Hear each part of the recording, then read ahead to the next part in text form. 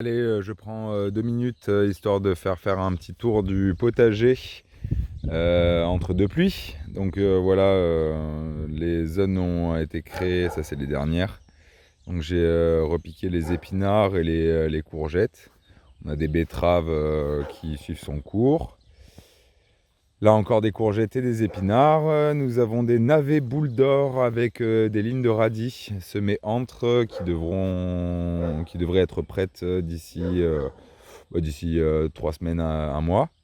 La ligne de salade, Verano, merveille d'hiver. Encore du navet, cette fois-ci du violet avec des radis qui commencent à pointer le bout de leur nez. Nous avons des choux brocolis avec des betteraves qui ont un peu galéré au début mais qui commencent à reprendre.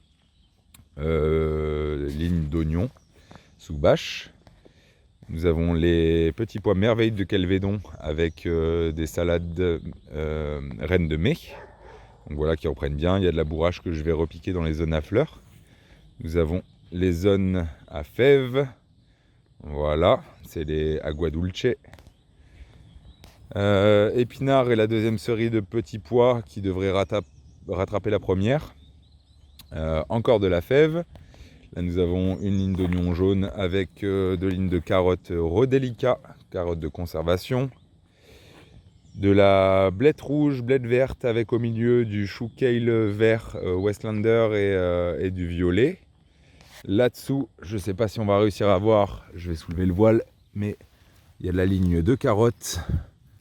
Alors ce sera pas de la primeur, mais voilà qui ont bien levé sous le P17.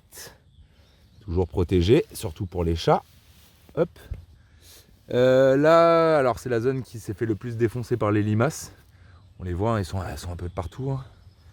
La preuve. Et voilà, c'est du chou rave violet et chou rave classique, le vert. Là, on a du chou brocoli violet qui repart petit à petit avec des épinards Renegade. Échalote oignon. Et ça, c'est les 2 dernières planches que j'ai plantées avec encore la Verano reine de mai. Et à côté, c'est du céleri mambo avec du persil géant d'Italie. Voilà, fraîchement planté. On va faire un petit tour dans la serre. Alors, dans la serre, elle n'est pas immense, mais elle est bien fournie. On a l'aillé que j'ai laissé sur les côtés où il va y avoir du concombre au milieu. Voilà, tout est relié en goutte à goutte. Là, on voit la cébette blanche qui est en train de grossir un peu plus. Pareil, j'ai planté les tomates c'était le 2 avril, donc là ça fait un mois exactement. Là nous avons l'autre ligne de tomates qui grandit pas mal. Voilà, ça commence à devenir limite au niveau des protections. Et on a sur les lignes extérieures de l'échalote. Là vont arriver les aubergines et là-bas les poivrons ou inversement, je vais voir. Mais on commence à avoir une belle densité de plantation. Voilà, toujours avec broyat au sol, on est sur du maraîchage sur sol vivant. Donc on favorise la biodiversité et l'activité du sol.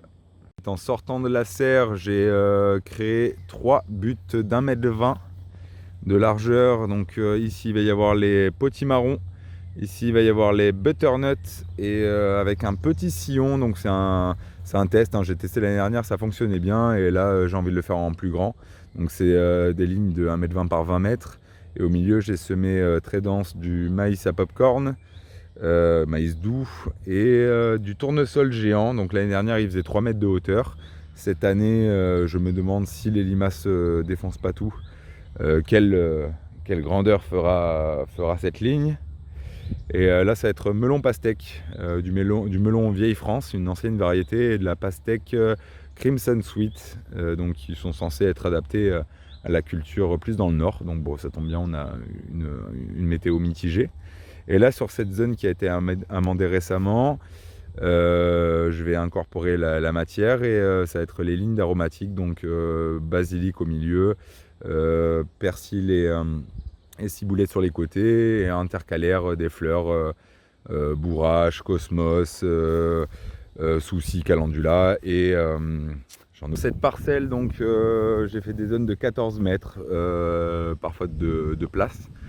avec 3 zones de pommes de terre. Donc ça, je pense que ça va être pour la conso familiale. Il y a à peu près 50 mètres carrés cultivés, une centaine de mètres carrés total, avec amendement, fumier, tonte et déroulage de balles de foin. Donc on a de la Charlotte, de la Mona Lisa et de la Ruby, donc 3 utilisations différentes. On verra la récolte, mais ça va partir sur du pas d'arrosage, on espère, et on verra le résultat pour cet itinéraire technique. La dernière variété de fleurs, c'était Tagette. Bref, là on est dans la serre à semis, donc il va me rester quelques choux. Donc voilà, j'ai du chou brocoli violet, du chou rouge tête noire 3. Bon, les fleurs ça va être pour moi, mais voilà, il me reste pas mal de choses. Du chou kale que j'ai repiqué aujourd'hui.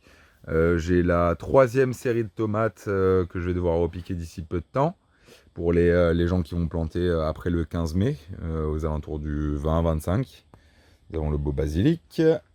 Ensuite, nous avons la 2e série de tomates qui, elle, sera dispo à partir de, je pense, une semaine et demie, 2 semaines, qui a bien avancé. Ça, c'est tout ce qui est aubergines et poivrons qui vont atterrir dans la serre. Et là-bas, on a quelques betteraves, quelques salades, du fenouil. Je vais tester 2 lignes. C'est la première fois que j'en ferai chez moi. Et là, nous avons le reste des courgettes, des melons pastèques, courges, potimarron, butternut. Et là, nous avons les séries de haricots, Cupidon et Dior. Voilà, des haricots nains, mais qui donnent haricots sans fil de 15-20 cm de long. On va tester ça sur les dernières lignes que je vous ai montrées. Voilà, c'était le petit tour des jardins du Morosphinx.